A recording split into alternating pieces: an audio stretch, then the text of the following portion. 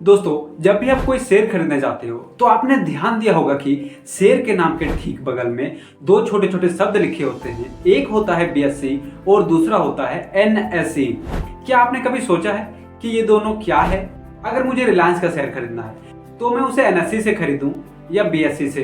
दोनों में क्या अंतर है? और सबसे बड़ा सवाल, क्या इन दोनों के चक्कर में हमारा कोई लॉस तो नहीं हो रहा?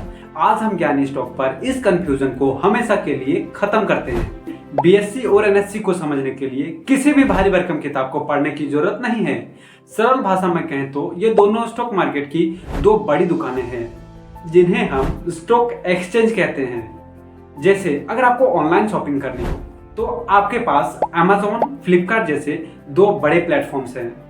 सामान दोनों पर मिलता है, बस कंपनियां अलग है। ठीक इसी तरह भारत में कंपनियों के शेयर्स को खरीदने और बेचने के लिए सरकार की देखरेख में चलने वाले ये दो मुख्य प्लेटफॉर्म है। बीएससी का मतलब बॉम्बे स्टॉक एक्सचेंज और एनएससी का मतलब नेशनल स्टॉक एक्सचेंज। अब थोड़ा सा इतिहास समझते हैं क्योंकि इसमें एक बहुत मजेदार राज छुपा है। बीएससी यानी बॉम्बे स्टॉक एक्सचेंज एशिया का सबसे पुराना स्टॉक एक्सचेंज है। इसकी शुरुआत साल 1875 में एक बरगद के पेड़ के नीचे हुई थी। तब लोग चिल्ला चिल्ला कर कागज के टुकड़ों पर शेयर्स का सौदा करते थे, जैसा आपने फिल्मों में देखा होगा। लेकिन फिर साल 1992 में एंट्री होती है एनएससी की, यानी नेशनल स्टॉक एक्सचेंज की। एनएससी ने आते ही पूरा खेल बदल दिया।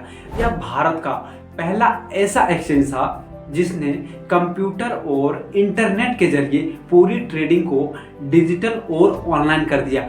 यानी बीएससी पुराना और पारंपरिक था और एनएससी आधुनिक और तेज। अब बात करते हैं कि इन दोनों में मुख्य अंतर क्या है। पहला अंतर है कंपनियों की संख्या।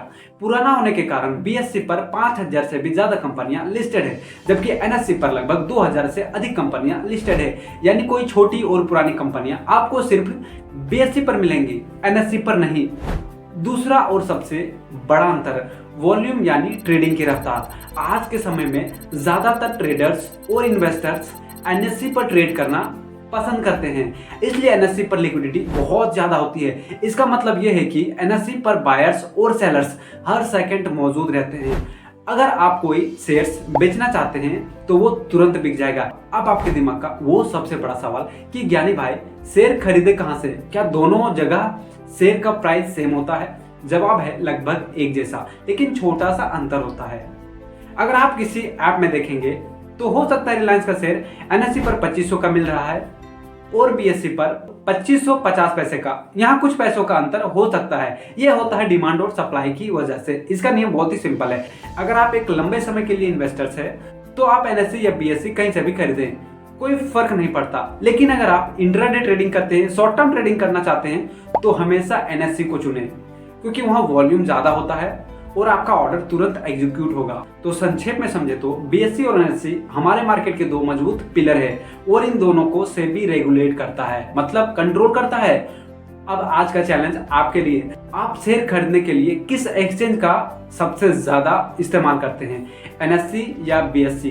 कमेंट में लिखकर मुझे जरूर बताएं।